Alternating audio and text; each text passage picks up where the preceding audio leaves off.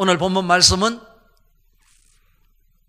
이스라엘의 초대 왕이었던 사울 왕이 하나님의 뜻을 품지 못한 채 하나님의 말씀을 멀리하게 될 때 하나님이 사울을 이스라엘 왕으로 세우신 것을 후회하시고 새로운 왕을 세우는 장면으로 소개가 되고 있습니다. 다윗이 세워지는 이런 모습이 오늘 본문에 소개되어지고 있습니다. 사울은 잘난 사람이었어요. 외형적으로 외모가 출중했던 사람이에요. 누구에게도 당당하게 떳떳하게 내세울 만한 자랑거리가 많이 있었던 사람입니다.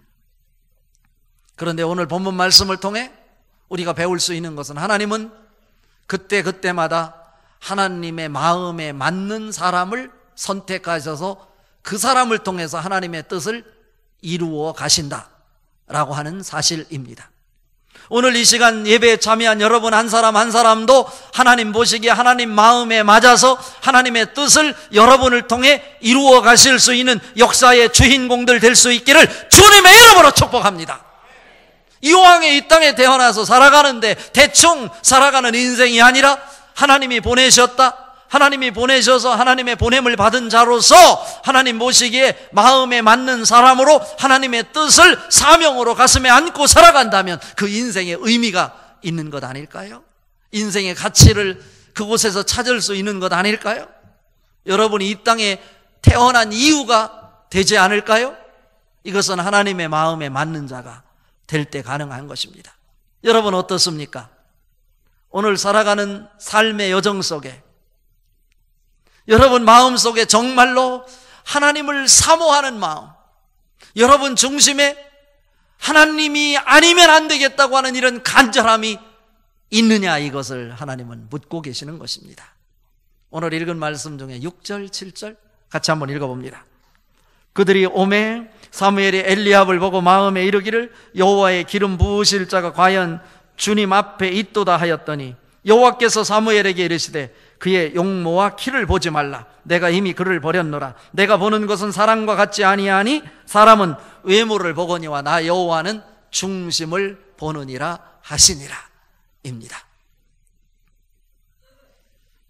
하나님께서는요, 사울을 왕으로 세우신 것을 후회하시고 내가 이새의 아들 중에 이스라엘의 왕이 될 자를 보았다. 사무엘상 16장 1절에서 말씀하십니다. 그리고 당시의 선지자 사무엘을 불러서 서둘러서 이새의 집으로 뿔에 기름을 넣어서 준비하여 그곳에 가게 합니다. 그곳에 갈 때 베들레헴에 있는 이스라엘 백성들, 주민들이 말합니다. 선지자가 오시는 것을 보고 당황하고 불안해하여 우리에게 문제가 있습니까? 저주입니까? 아니면 평안입니까? 사무엘 선지자가 말합니다. 평안이다. 평안이다. 그곳에 가서 화목제를 드리고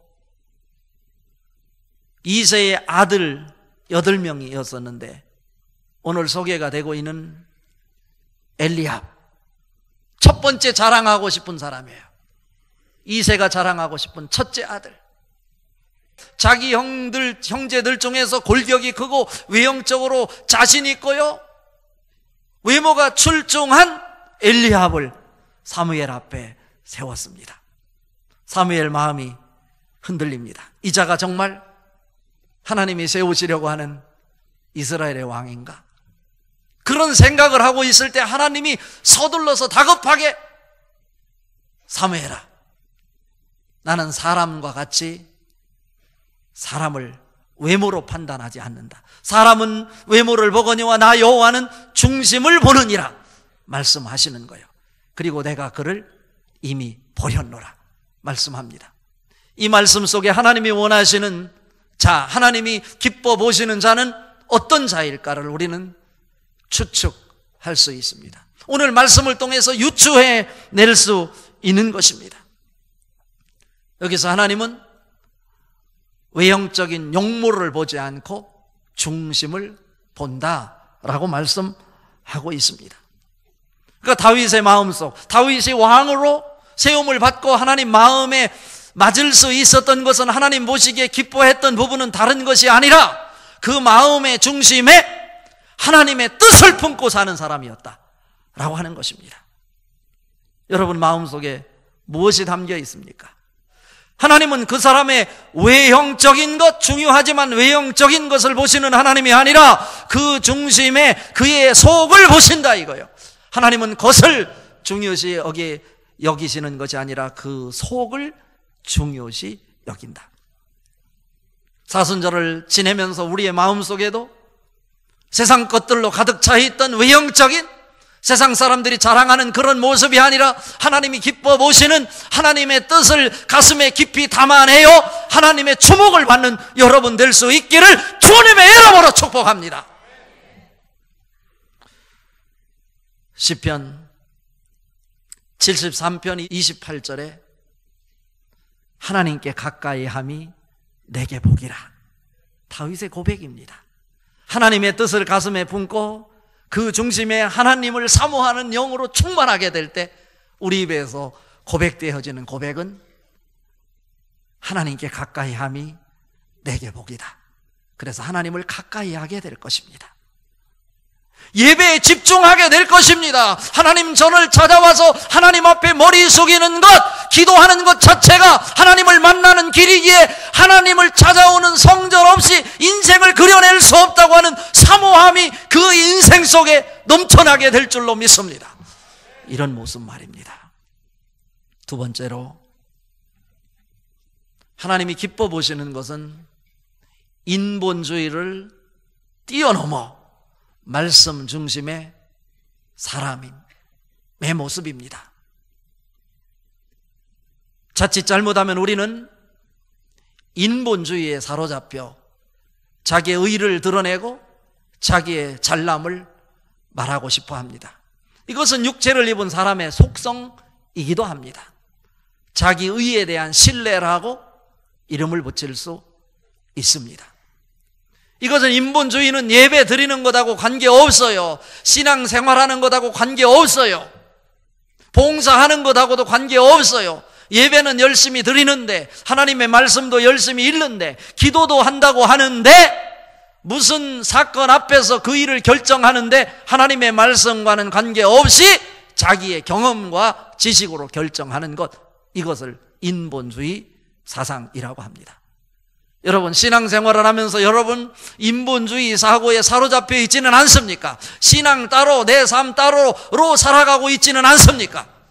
하나님은요, 하나님 앞에 예배하며 말씀 붙잡고 내 마음에 들지 않지만 내 이성으로 납득되지 않지만 그 사건 앞에서 하나님이 말씀하시니 그 말씀 따라 결정하고 그 말씀 붙잡고 인생을 추진해 나가는 그런 모습 기뻐 보십니다. 이것이 바로 능력 아니겠어요? 세상 사람들과 같이 똑같이 세상의 방식으로 세상의 지식에 따라 살아가고 결정하고 이런 모습이 세상 사람들 앞에 보이게 될 때 세상과 경쟁해서 우리가 이길 수 없어요. 우리가 이길 수 있는 것은 세상 사람들이 보지 못하는 영적 세계에 승부수를 두는 것입니다. 하나님의 말씀은 영적인 것입니다. 무에서 유를 창조한 말씀입니다. 죽은 자를 살려낸 말씀입니다. 새로운 생명을 불어넣은 살아계신 하나님의 말씀이십니다. 그 말씀이 말씀할 때 말씀 앞에 아멘으로 화답할 수 있는 이런 모습이 여러분에게 넘쳐나기를 바랍니다. 오늘 읽은 말씀 11절 말씀 같이 읽어봅니다. 또 사무엘이 이새에게 이르되 내 아들들이 다 여기 있느냐? 이새가 이르되 아직 막내가 남았는데 그는 양을 지키나이다. 사무엘이 이새에게 이르되 사람을 보내어 그를 데려오라. 그가 여기 오기까지는 우리가 식사 자리에 앉지 아니하겠노라 입니다. 그 이새의 아들들을 다 사무엘 앞에 세울 때 하나님께서 그도 아니다, 그도 아니다, 그도 내가 택하지 않았다, 다 퇴짜를 맞았어요. 다 지나갔어요. 사무엘이 이새에게 마지막으로 묻습니다. 이가 전부이냐? 이들이 너희 아들 전부이냐? 그랬더니 이새조차도 인정하지 않고 이새조차도 뒷전에 제켜놓았던 그의 막내 아들 8번째 아들 다윗을 거론합니다. 있기는 있는데 지금 들판에서 양을 치고 있습니다 라는 거예요. 그때 사무엘이 자기 의지를 말합니다. 가서 그를 데려와라. 그가 내 앞에 서지 않는 한 나는 이 화목제를 드리고 같이 식탁 공동체를 나누는 음식을 먹는 일 내가 식탁 앞에 앉지 않겠다 라는 강력한 결단입니다. 무슨 말씀입니까? 다윗은 외형적으로는 내세울 것이 없는 사람입니다. 자랑할 것이 없는 사람이요, 그의 아버지조차도 자기 아들 중에 자랑할 수 있다고 내세울 수 없는 뒷전의 아들이었습니다. 사무엘이 사울을 향해서 끊임없이 다구칠 때도 이런 말을 다구쳤어요. 뭐라고 말했냐면, 왕이 되라고 요구할 때 사울이 말했어요. 나는 이스라엘의 12지파 중에서 가장 작은 베냐민 지파요, 베냐민 지파 중에서도 가장 작은 자이다. 스스로 작아질 때 하나님께서는 그 겸손을 보시고 이스라엘의 초대 왕으로 세워주셨어요. 그런데 외형적으로도 충출했고요, 잘났고요, 아마 집안에서도 효도 잘했던 이런 사람이었다고 학자들은 평가를 하고 있습니다. 그런데 사무엘상 15장에 보면 무슨 말씀이 있냐면 26절에 보니까 하나님께서 사울을 버린 것은 다른 것이 아니라 말씀을 버렸으므로 사울을 버렸다고 하나님이 말씀하고 있습니다. 다시 말하면 사울에게는요, 하나님 앞에 제사 지내야 될 것, 제사장에 의해서 집례가 되어야 되는데 자기 왕이 되고 나서 자기의 권력을 내세우면서 자기가 그 제사장이 해야 될 일까지 집례했어요. 다시 말하면 하나님 말씀과는 관계없이 하나님의 말씀의 중요성을 인정하지 않고 자기의 권력을 통해서 모든 것을 이끌어 가려고 했습니다. 이것이 바로 인본주의 사상인 것입니다. 인본주의는 무엇입니까? 말씀이 없을 때 인본주의적 사고에 사로잡힙니다. 하나님의 말씀이 없으면 교만의 독이 우리에게 서서히 침투하여 스스로 자기가 커진 것으로 생각하게 되는 것입니다. 이것이 바로 암병 아니겠어요? 내가 예배를 했지만, 내가 기도는 했지만, 말씀을 읽고 있지만 결국 자기의 자리에서 그것은 하나님의 은혜가 아니고 자기가 잘나서 그렇게 됐다라고 받아들이는 거예요. 이것이 바로 인본주의적 사고인 것입니다.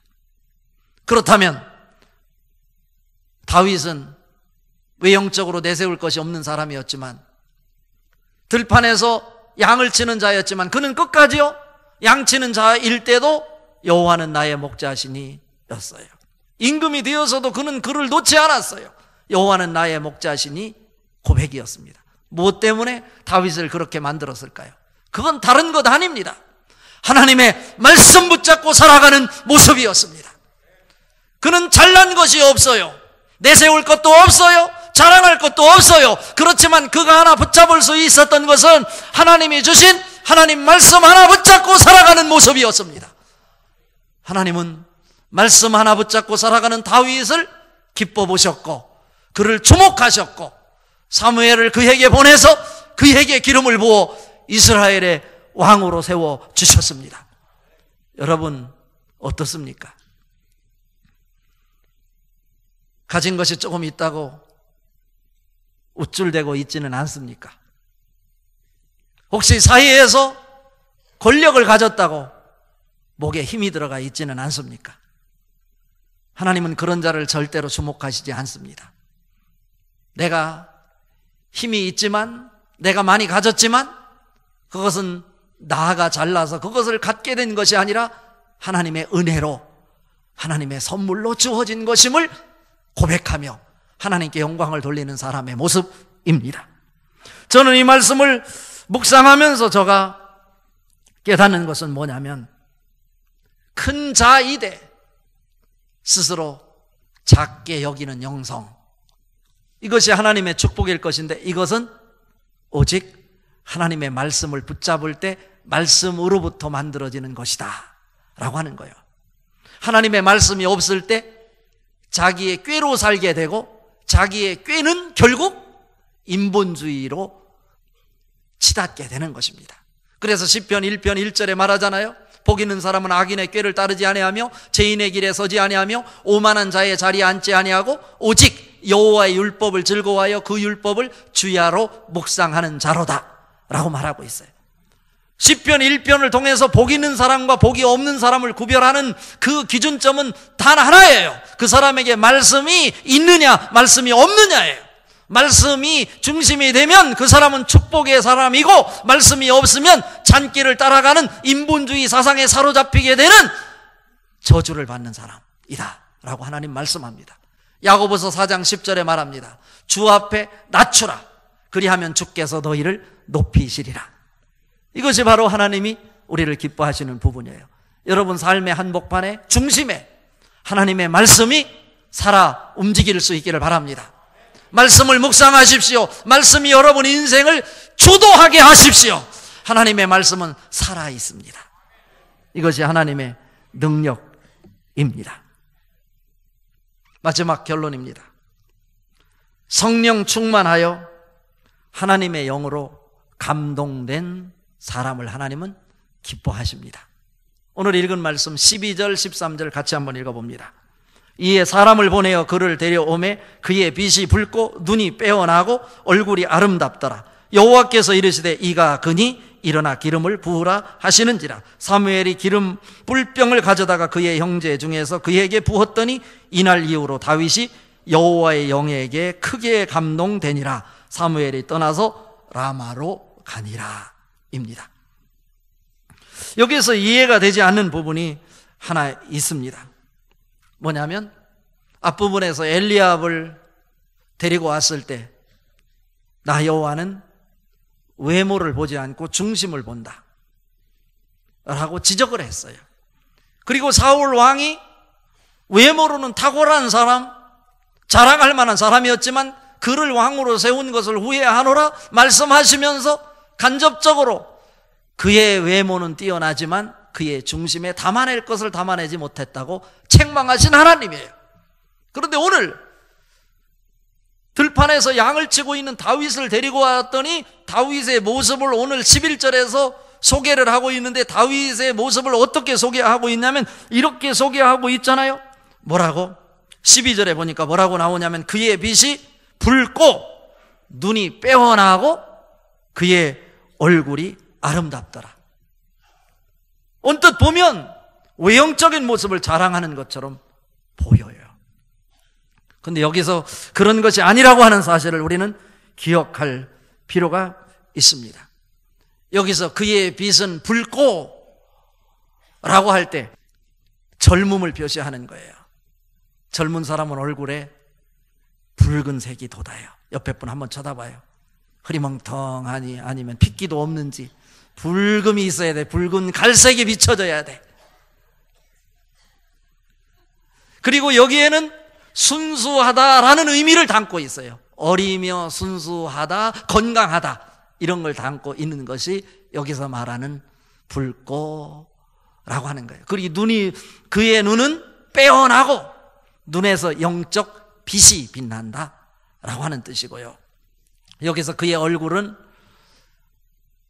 뭐라고 표현하고 있어요? 그의 얼굴은 아름답더라 라고 표현하고 있는데 이것은 전체를 하나로 묶어서 최상급의 아름다움을 표현하기 위해서 이렇게 그의 빛은 붉고 그의 눈은 빼어나고 그의 얼굴은 아름답더라 이렇게 표현한 거예요.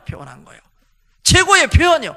그런데 이것은 외형적인 표현이 아니라 그의 내부에 담아낸 하나님의 뜻을 담아냈고 하나님의 말씀을 담아냈고 하나님의 영을 담아냈더니 그 담아낸 것이 밖으로 투영되어 밖으로 드러나는 모습이 하늘의 광채로 빛났다 이런 모습인 것입니다. 내적인 아름다움을 표현하는 것입니다. 모세가 시내산에서 40일 동안 있으면서 하나님의 말씀인 십계명을 받아가지고 내려올 때 그의 얼굴에는 하늘의 광채가 나서 백성들이 직접 볼 수 없었습니다. 그래서 수건으로 얼굴을 가리웠던 것 성경을 통해서 확인합니다. 스데반이 성령과 말씀이 충만하여 사내들인 공회 회원들 앞에 하나님의 말씀을 담대히 전할 때 공회 의원들의 눈에는 성령 충만한, 말씀 충만한 스데반의 얼굴이 천사와 같았더라.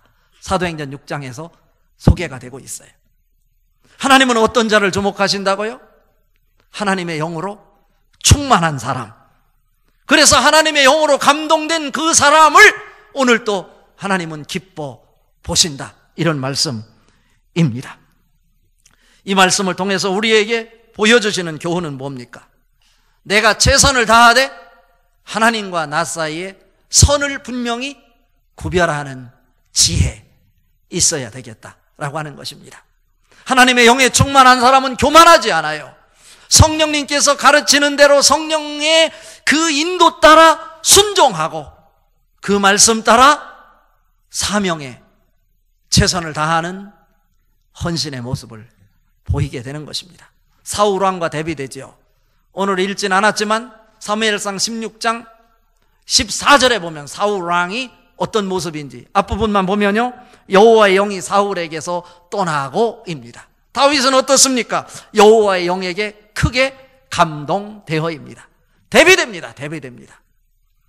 하나님의 말씀을 담아내지 않고 하나님의 뜻을 담아내지 않고 성전을 사모하는 그 하나님을 사모하는 마음이 없을 때 우리에게는 사단의 마음이 들어와서 하나님의 영이 우리로부터 떠나게 됩니다.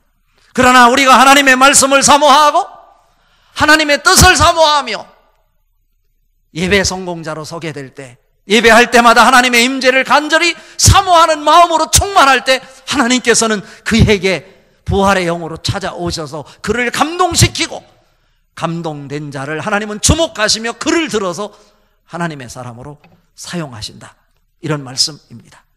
고린도전서 15장 10절에 그러나 내가 나된 것은 하나님의 은혜로 된 것이니 내게 주신 그의 은혜가 헛되지 아니하여 내가 모든 사도보다 더 많이 수고하였으나 내가 한 것이 아니요 오직 나와 함께 하신 하나님의 은혜로라. 고린도전서 3장 6절 7절에 말합니다. 나는 심었고 아볼로는 물을 주었을 때 오직 자라나게 하시는 이는 하나님이시니 그런즉 심는 이나 물 준 이는 아무것도 아니로되 오직 하나님께서 자라나게 하시느니라. 이런 고백 말이죠. 이것은 하나님의 영으로 충만한 사람의 입에서 자기도 모르게 흘러나오는 신앙 고백인 것입니다. 그 고백이 여러분에게 하나님의 영으로 충만하여 고백되어질 수 있기를 바랍니다. 이것이 하나님의 은혜 아니겠어요? 오늘 이 말씀을 통해 다시 한번 사순절을 보내면서 나의 마음속에 중심을 보시는 하나님 앞에 무엇으로 채워져 있는지 되돌아다보고 여전히 세상의 것으로 채워져 있다면 단절을 통해서 세상의 것을 끊어내고 십자가 영성으로 하나님이 주목하시는 것 채워내서 하나님의 지배 속에서 하나님의 영광을 드러내는, 그래서 여러분 얼굴에서도 하늘의 광채가 넘쳐나는 축복의 사람들 될 수 있기를 주님의 이름으로 축복합니다. 우리 외형은 아무도 자랑할 수 없어요. 여러분 외형을 자랑하는 사람 되지 마십시오.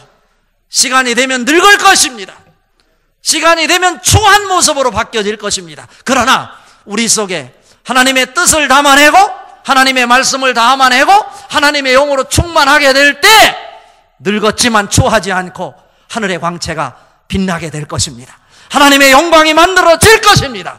이 사순절에 하나님의 영광을 만들어내는 하늘의 사람들 될 수 있기를 주님의 이름으로 축복합니다.